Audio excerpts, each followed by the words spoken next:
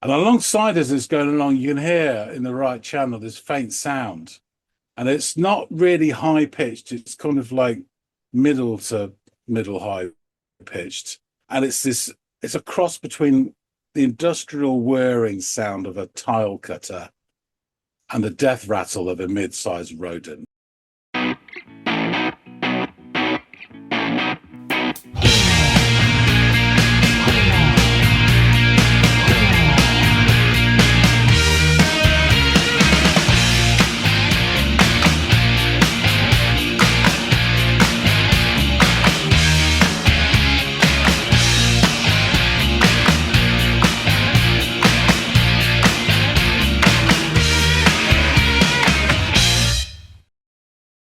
Hey, everybody out there. Welcome back to another Friday episode of the Audiophiles. It's Andy, it's John, and it is an episode dedicated to one of you lovely listeners out there. Actually, in this case, two of them, because they both offered up the same suggestion on a previous episode. Today, John is going to be going off and listening to this recommendation, as it comes from a band I am very, very familiar with, and John is becoming more familiar with as a result of being a part of this channel, and that's the band Tool.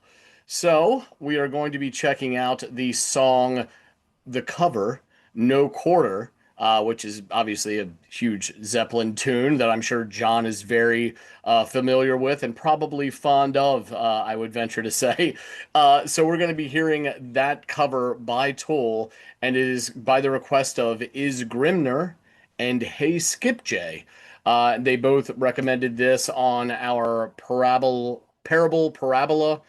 video that we did dedicated to the Tool tracks.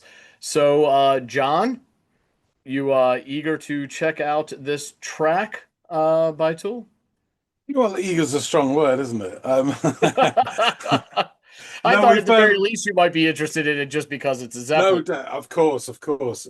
No, I mean, you've given me three songs that have been covers by Mr. Maynard James Keenan, I believe.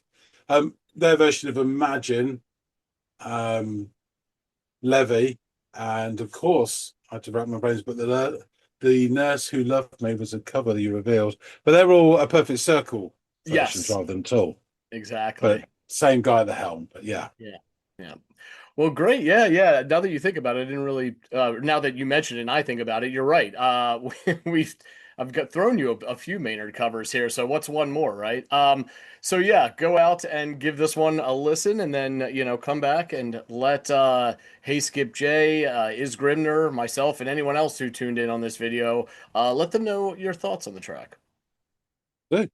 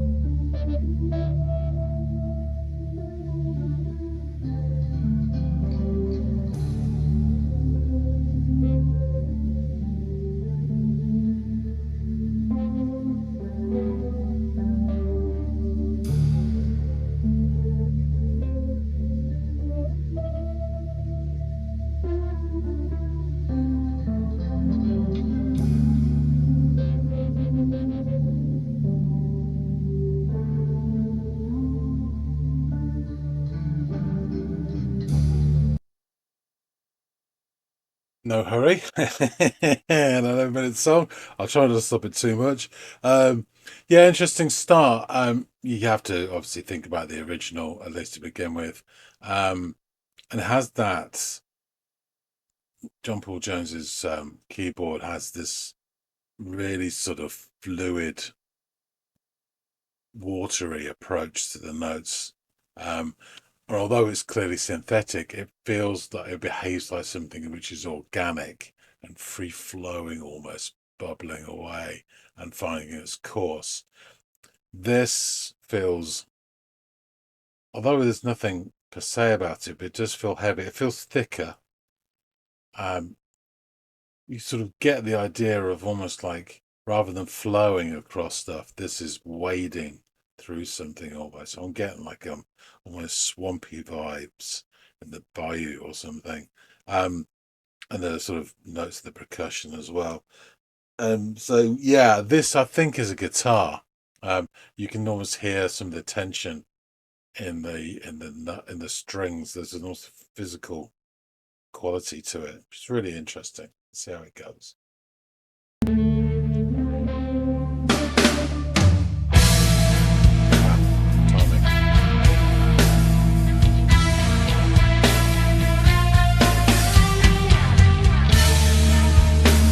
Drums are like sharp cracks.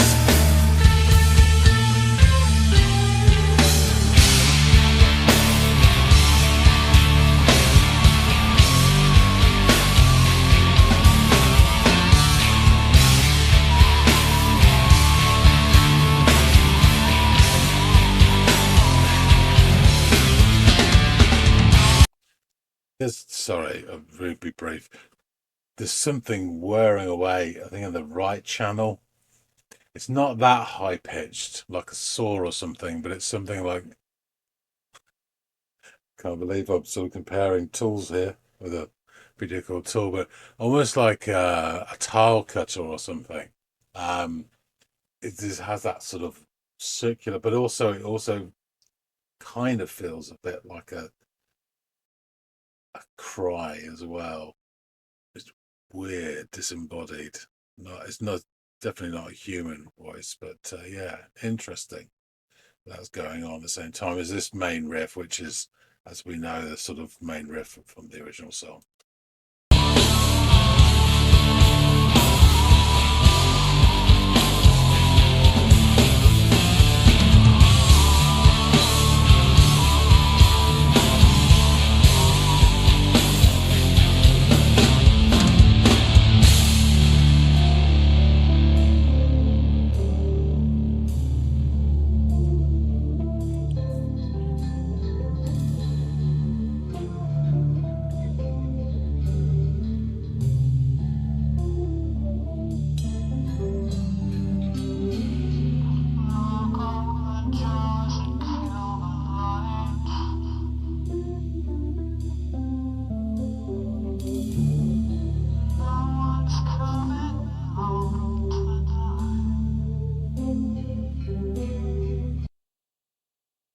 Things really quickly. The voice is just almost this disembodied. It's almost like an intercom voice, isn't it? It's an electronic speaker-ish type thing, which gives an idea of disengagement or distance or remoteness or even yeah, and it has that otherness to it. It's not like an immediate human voice. And he's changed some of the words. So I think the original starts off close the door and put out the lights. No, they won't be home tonight. I think he's saying something about lock all the doors rather than close. So again, that's a sort of ramping up. Kill the lights rather than put out the lights. Again, it's just a small tweak, but it creates a different atmosphere.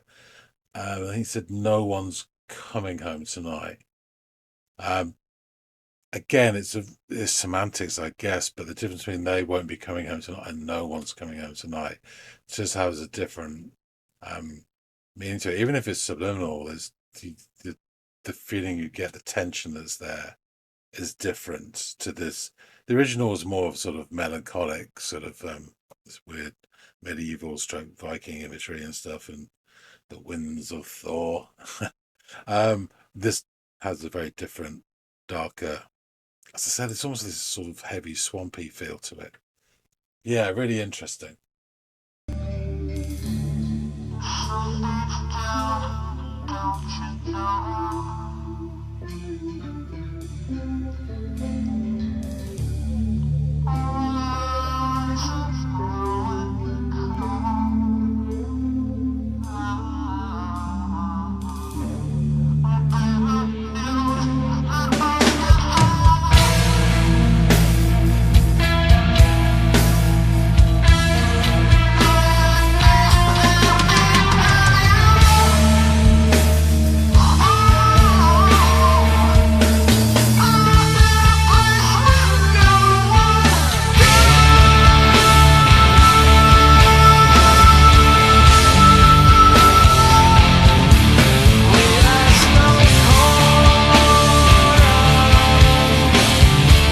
changed now.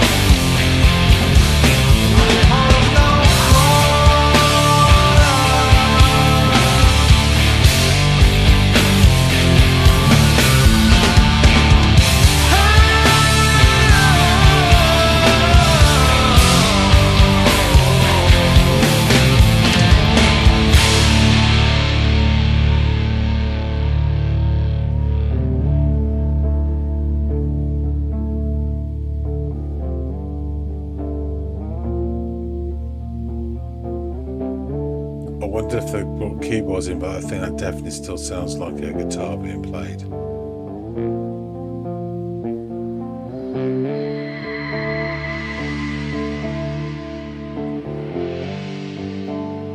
Atmospherics.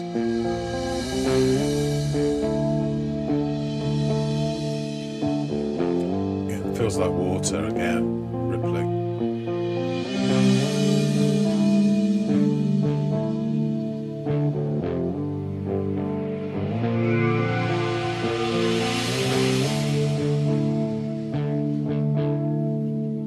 Perhaps wind.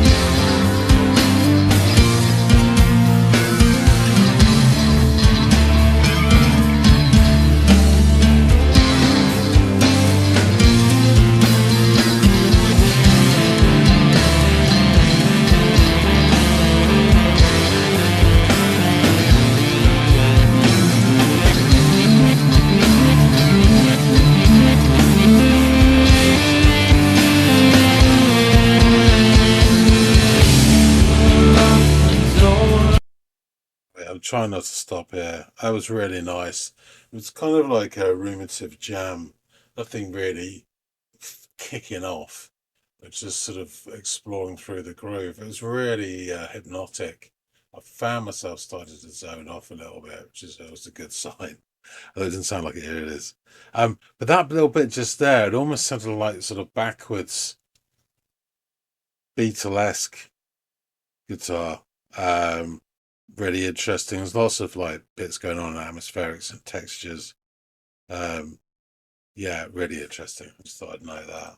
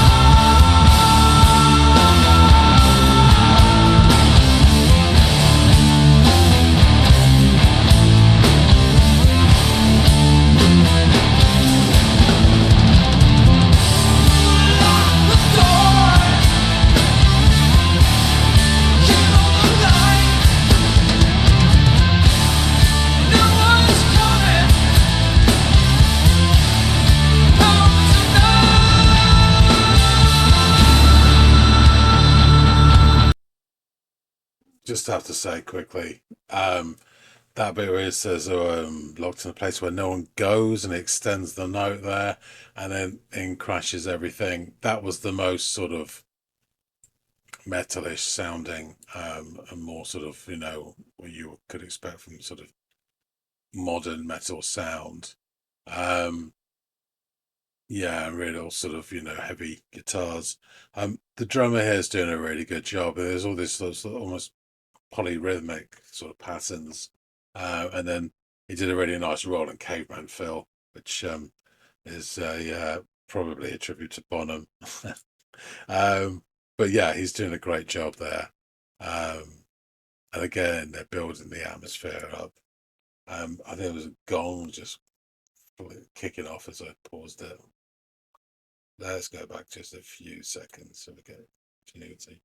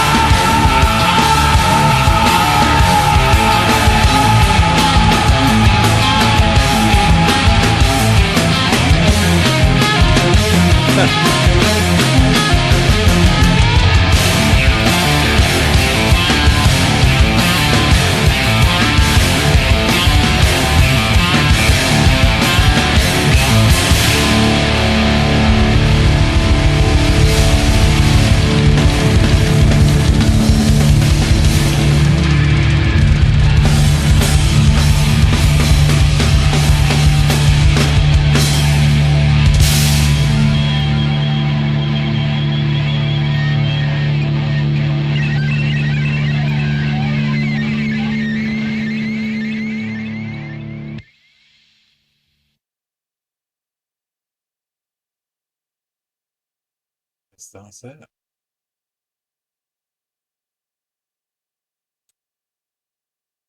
I'll hold it there. Yeah, really interesting. I lost a little bit there. It got to a bit where they were doing these huge little bending notes. It put me in mind of that's what it would sound like if you had like the starter of an outboard motor for a blue whale. A boom noise. And then it sort of broke into this sort of lively, I would say almost jaunty little guitar riff. The da da da da da da. It's like the Irish have come. Yeah, it was really odd. And then they picked up the pace, and then you got this almost proggy sort of pitch bending going on all the time throughout that whole section from the last time I spoke until then. The drums are doing a fantastic job. Now, on a cover of a Zeppelin song, you got to be good to, kick out with the drums. And I've mentioned before on Tool stuff I've listened to that the drums always stand out for me, and this wasn't no different. It just some really nice, really interesting stuff. He wasn't, you know, Bonham's known for a lot for his power and that ultimate sort of rock um, drummer. But this was really interesting. As I say, these sort of polyrhythmic patterns.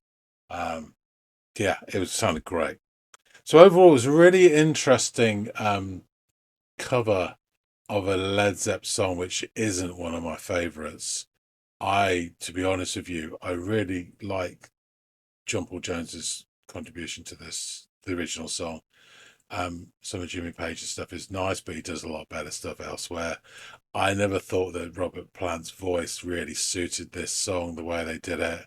Doesn't play to his strengths. He is superb singer, one of the very best. Um, and it doesn't really, it just didn't really do it for me, the original. So I got no sort of biased in terms of saying how dare they cover a Zepp song or whatever.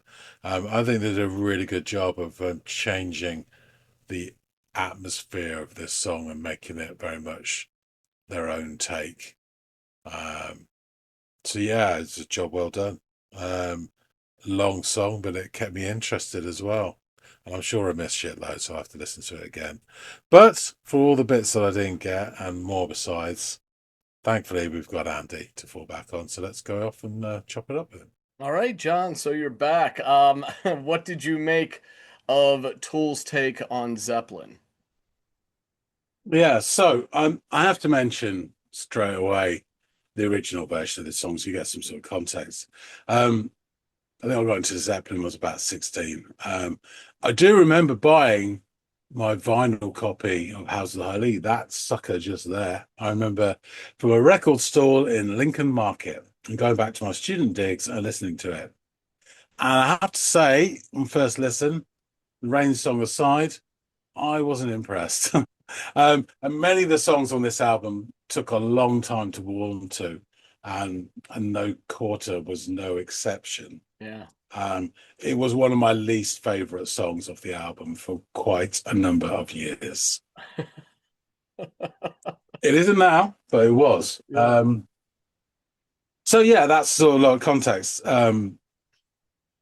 This song starts with a hint of that same strange watery sound from John Paul Jones's keyboard, but I believe this was done via a guitar. The result is a little tweak in the atmosphere. So John Paul Jones's intro flows and trickles and almost burbles with a sort of liquid form. And although it's come from a synthetic instrument, it behaves almost like an organic creation. Yeah. With this, it is a much heavier sound, and you can almost sense the tension in the strings, and you get that later on in the song as well. And it gives a thicker, almost like you're wading through something. Um, so stray percussions seem to bounce off the torso of the guitar until the drums sort of enter properly after the minute mark. And they have a lot more snap than Bonzo's original drums. They almost have a crack to them, real sharp sounding. Um, I mentioned this later on the action that, if you're doing a Zeppelin cover, you got to be a decent drummer. You really have. And I've mentioned it in other tour reactions, and he is a decent drummer. And I have to say the drums are probably my favorite part of this song. Yeah. But yeah, anyway, to go back, the bass pairs up with said drums in a kind of relentless movement, and the rhythm section together gives this underlying sense of tension pretty much throughout the song.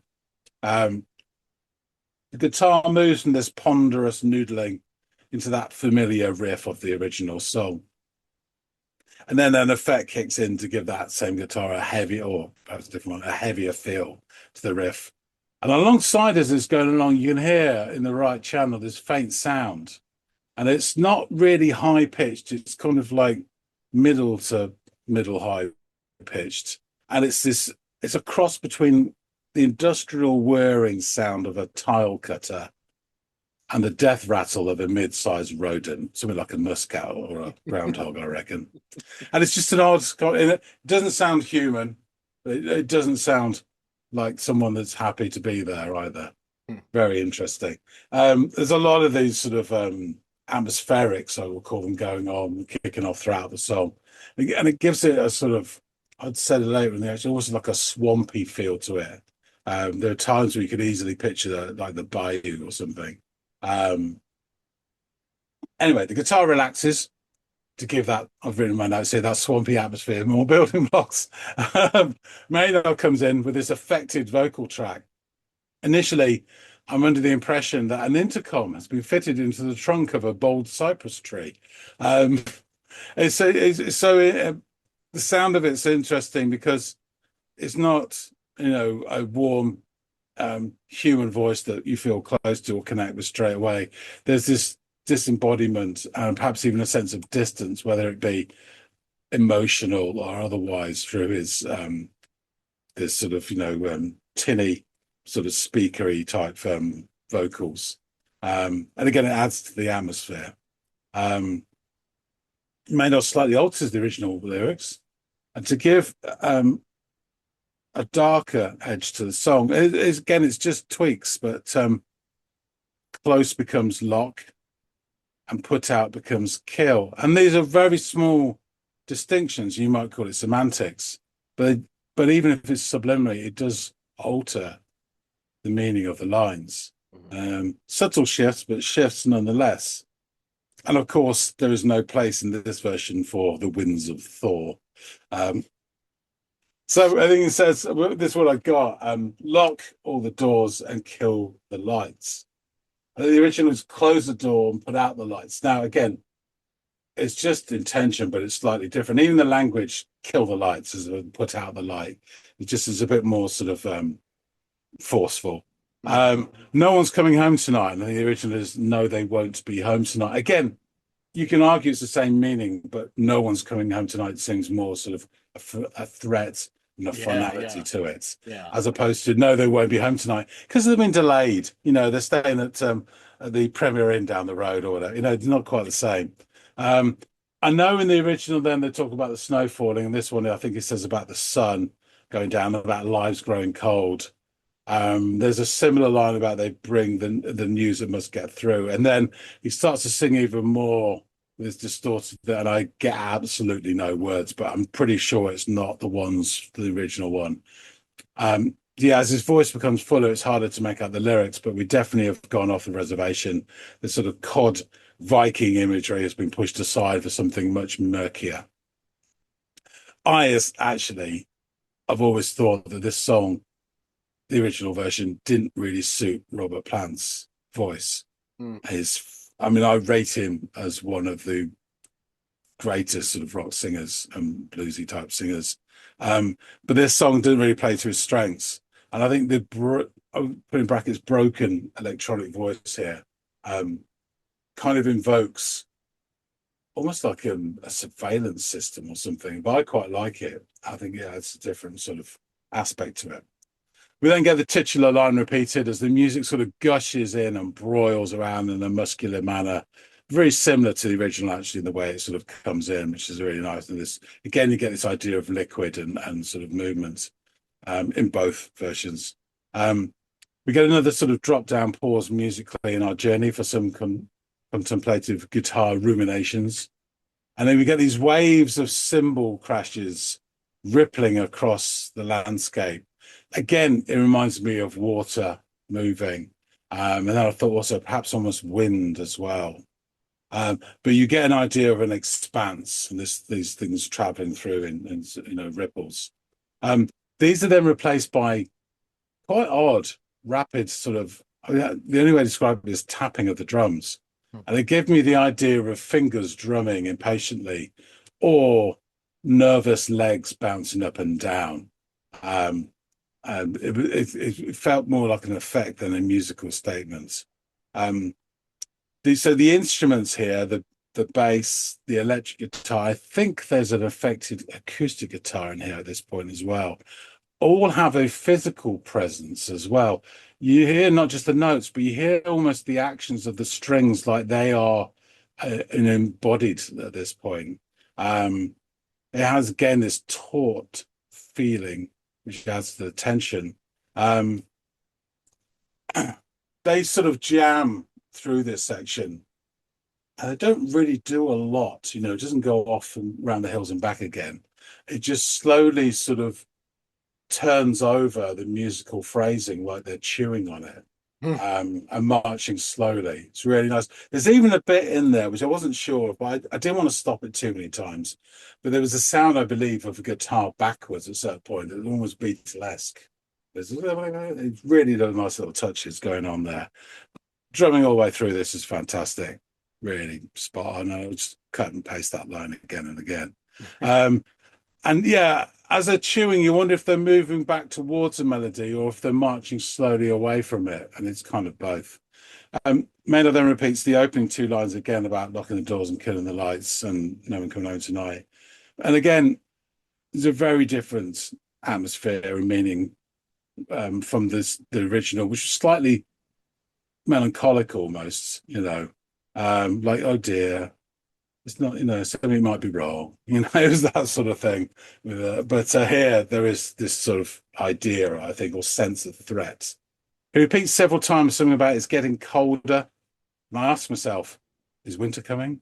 But all the time the music seems to circle around, keeping the groove going. I think he sings locked in a place no one goes. I'm pretty sure he does because he repeats it later on. And he goes full tilt on the last word. And it sort of lifts off and the heavy riffage kicks in at this point. And this section, just this very brief section, is the most sort of recognizable modern metalish kind of sound that you would describe and say, yeah, I've heard stuff of this before. We get huge sweeping chords from the guitar, felling trees left, right, and center. And there's also at one point a really great sort of rolling caveman fill on the drums, which I have to think was a nod to Bonham. There's a da-da-da-da-da all the way through. We then get, I think, Kill the Lights, No One's Coming, and sort of variations on that bit again. And it's interesting because that phrase, Kill the Lights and No One's Coming, is, it's almost like, quick, hide in the darkness. You get all sorts of meanings from it. Really interesting. The effects have been stripped from Maynard's voice now, and it's more like his normal singing voice. And then we get another note sort of rings out to a couple of accompanying gong splashes that echo through. And then we get this chugging sort of climbing guitar. The guitars then start to sort of move again, and they almost seem to twist back on themselves. And they resolve into the original main melody, that riff that we know from before. There are some more, I think they're repeated lines from those verses before from Maynard, and then we get the no quarter again, which goes into a little section which is almost stuttering, and it's definitely polyrhythmic. And again, the drums sort of leads the way, but the guitars match at some points. They sort of stop, start, stop, start. And then the guitar produces these huge gurning notes that bend. And to me, this is what, if you're trying to hand start the outboard motor of a blue whale, would sound like the boom.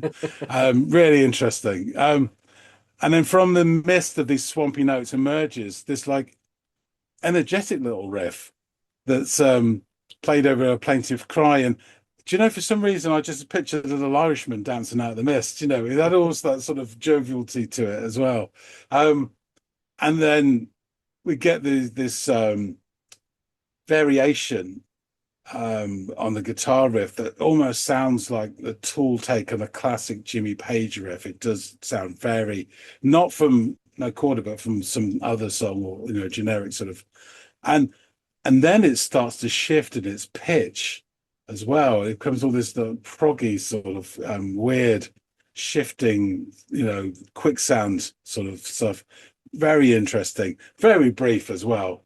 And then finally, the song collapses with the whole drum kit being kicked downstairs, bit by bit, and it dies to leave some little electronic bleeps and the surveillance camera noises or whatever it is as the song finishes.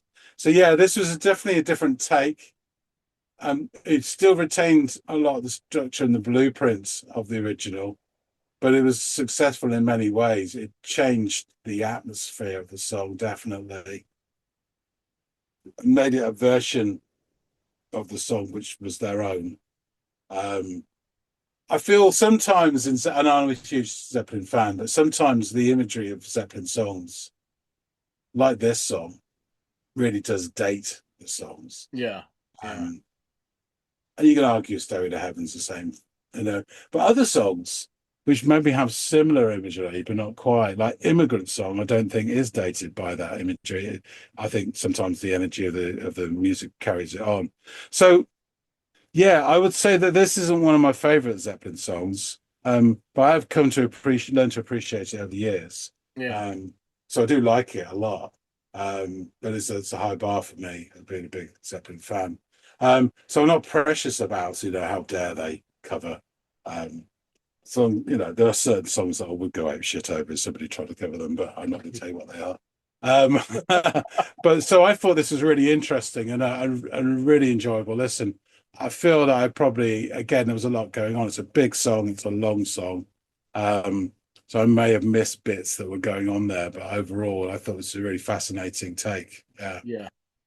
It does have this darker, more menacing feel to it that for me maybe it is a little bit of that the generational divide. I mean, I have all the reverence in the world for Led Zeppelin. I don't want anything to get misconstrued what I'm saying here, but there I think I have a more visceral reaction to the approach in the song and the lyrical content and vocal delivery of those lyrics um than I do the original. And I think it's you're right. In some cases it's hard to, I don't know, take seriously might be a step too far, but connect with some, and not even a majority of, but some of the stuff that you hear in the lyrics in a Zeppelin song. You know what I mean? Because uh, I don't know about living by hedgerows and smoke coming over the mountains like I'm watching the fucking Hobbit on VHS from 1978 or whatever. So but it still wonderful imagery in Zeppelin stuff, but I think this is more, I don't know, there's something more, like I said, visceral or primal about this vocal approach and this lyrical style that they just tweak things here and there to maybe modernize it or to at least give it that effect that you were illustrating in your I synopsis. think I think it was a well chosen song to cover and tweak with because Yeah, it's yeah, you yeah. know yeah, definitely. I think There's plenty compared to there's some of plenty the there others. to tweak, that's for sure, in a song like that. So that's, and you're right, I'm glad that they didn't pick something. I know that this is a huge live favorite for people that would go see Zeppelin, but I wouldn't say it's one of the top 10, you know, Zeppelin songs of all time, at least for most folks, you know what I mean? So there's probably a little less like you would say, like pearl clutching over the idea of covering this song and manipulating it and playing with it a little bit. So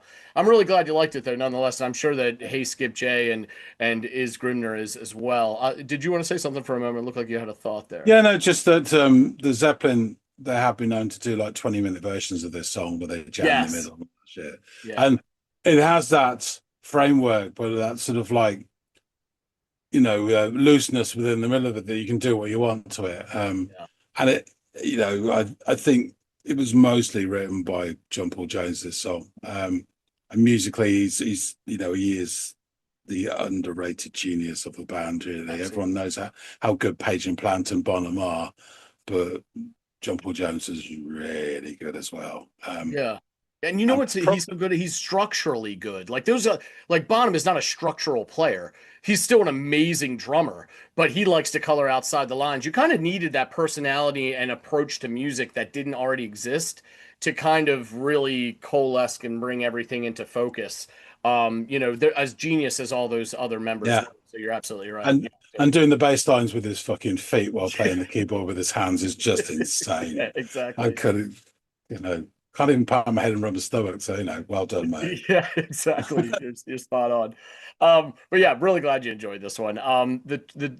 This track it features on the band's live outtake and video album released as a limited edition box set in CD and VHS and CD and DVD formats in the year 2000 and entitled Salival. It includes 56-page book of photos and stills from their music videos, which, if you know about Tool, their music videos are these epic visual art, experiences that are really also kind of dark and twisted too, which kind of speaks to I think it's Adam Jones who is kind of the mastermind behind that, their guitarist. But the cover of Led Zeppelin's No Quarter was originally planned to be used for the soundtrack of the film Private Parts, of all things. You're familiar with the Howard Stern Stern, film? Yeah, yeah. yeah, yeah. But Tool subsequently decided against allowing it to be used, leading to criticism from Howard Stern, who had previously endorsed the band. So, a little friction there. Salival is the second and final official Tool release as of 2026 to feature a substantial amount of live material. The tracks were recorded from several different shows prior to Salival's release in 2000. However, because the booklet merely lists the locations without date information, the exact sources are unconfirmed. The lineup on this track consists of the usual suspects: Maynard James Keenan on vocals, Adam Jones on guitar, Justin Chancellor on bass guitar and backing vocals, and Danny Carey on drums, but it also features additional guitar work from Roger Buzz Osborne, notably of the band The Melvins. Craig Cott of Rolling Stone reviewed the release and offered up the band's stopgap measure for fans before the release of its next studio album in this spring is a 2-disc CD and DVD package adorned with wavy reptilian fingers called Salival. Its lasting contribution will be the CD, which has 9 tracks, some unreleased, some live. The live songs include Third Eye, The Driving Part of Me, and Push It, with a tabla break to increase the oceanic droney feeling Tool can establish on stage. The studio tracks include Zeppelin's No Quarter, with Keenan masking his Robert Plant influences via sonic treatment that makes him sound as if he's singing into a watering can, adding, but Salival's coolest appeal is the DVD, compiling 4 of the band's videos and offering an extra scrap like song. The videos, Sober, Prison Sex, Stinkfist, and Anema, have a uniform feeling, though only 2 are directed by Adam Jones, the band's guitarist and visual thinker. Visually, Tool provide a good translation of what Led Zeppelin would likely be uh, forgive me, be into if they made the song remains the same today.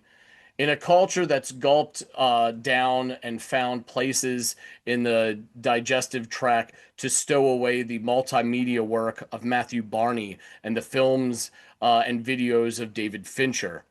It's a medical rather than a bucolic scariness, a less literary, more emergency room sense of eerie. Let's jump into these lyrics, John. Lock all the doors and kill the lights. No one's coming home tonight. Sun beats down, don't you know? All our lives are growing cold. Oh, they bring news that must get through.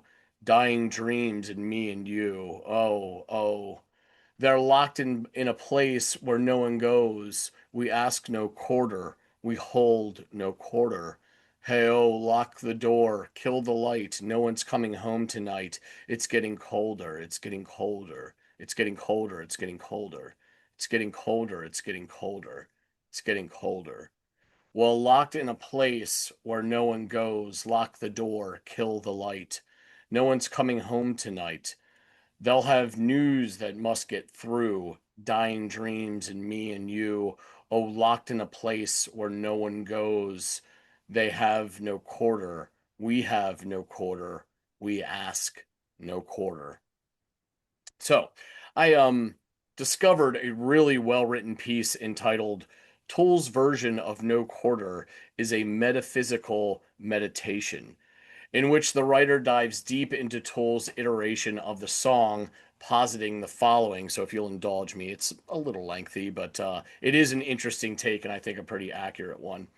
Tool's trippy, melancholic rendition of the song, already dark and brooding to begin with, is a meditation on our own restlessness, our existential agony. It calls on our deepest Kierkegaardian anxiety, our metaphysical blues, a kind of sadness that is impossible to nail, but and put into words.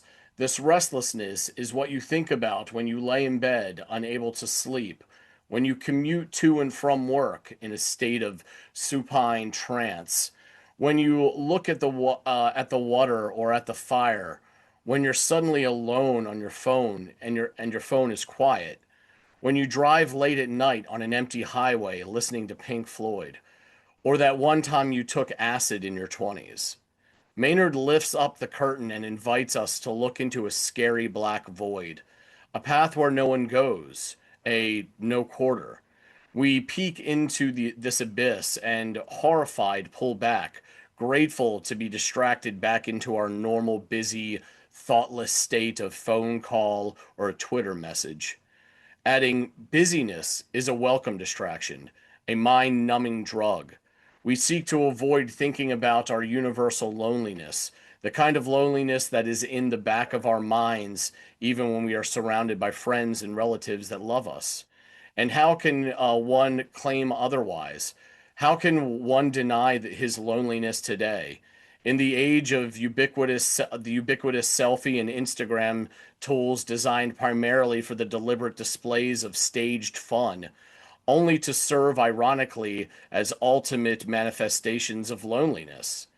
If it wasn't for our busyness, then that nagging, baffling, suppressed despondence that we tuck behind the defiant cheer in public would drive us to religion or drinking or drugs. This is the source of our melancholy. Maynard pierces our hard built rationales to reveal their hollowness. He comes in and tells us there's no Santa. He makes it difficult for us to keep pretending that we have made it work. He drags us, kicking and screaming, to come face to face with the question, why must it be like this? But our entire lives we tiptoe around the answer. The answer is just too terrifying to contemplate. A search for an answer would force us to examine our own state, our own actions, our accepted notions and customary ways, and we are ill equipped and unprepared and unwilling to do so. We live the way we do because we have bills and responsibilities, but to think that we chose to have those bills and responsibilities is unfathomable. To think that such a way of life wasn't ordered upon us by some supernatural force, that it wasn't predetermined, would then prompt us to deal with it. But we have no tools and capacities to deal with it. So, there is your interpretation of those lyrics by one individual. And I think there's probably, I mean, they really did a deep dive and expanded upon it, but I think there probably is some of that in this. There's a lot of that in a lot of Tool stuff, and a lot of stuff that Maynard James Keenan writes kind of, breaks down the human condition or the human condition of now and makes you think in an existential way. Typically, he's a thinker.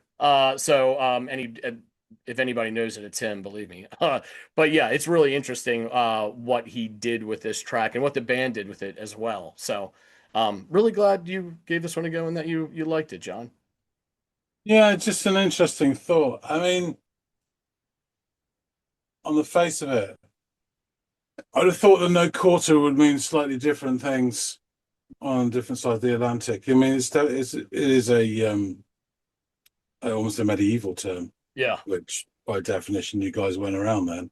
Um, saying that you're not going to sort of no mercy, basically. Yeah. Um, but would you use quarters in phone? Do you still have public phone boxes? No. I mean, if you do, they're like a holy shit, did you see that phone booth over there? Really? Yeah. I just wondered, because I think quarter in America, I think of a coin. Yeah. Um, so having no quarter was like not being able to phone home or whatever, alienation. But again, that's probably nonsense. Yeah, yeah, and Yeah. I don't know. I would not think that. I think that there is sort of this no quarter, um, as like in this case, maybe no refuge. There's nowhere for you to go. There's nowhere for you to hide. But the no quarter almost militaristic term. Well, it's military. Yeah. Yeah. Fair. Does exist in modern military usage. I mean, they still use that to this day. So, all three, I guess, are ways that quarter could be used. But yeah, it's no one will really know unless there's some Yeah. documentation out there of Maynard coming out and saying this is exactly what I meant when I reworked those lyrics and gave it this mood and all of that. But I do think that that interpretation that I stumbled across is probably pretty close to accurate. So yeah, either way, it's just really interesting and evocative, and I love what they did with the mood of this track, kind of turning it up a little bit, and maybe bringing it into the 21st century a little bit. But yeah, awesome. I'm really glad you liked it. I'm sure that, Hey Skip J and Is Grimner are as well. Guys out there in the listening audience, please let us know what you thought of this interesting interpretation and cover of No Quarter by Led Zeppelin, done and performed by Tool. I'd love to hear what you guys have to say about it. If there's other songs by these guys that we should check out, please feel free to shout them down in the comments field below. Also, please like, share, and or subscribe if you haven't done any or all of those things. We really do appreciate that. And hopefully John and I will catch all y'all in growing numbers on the next installment of the Audio Files. Have a great weekend, guys.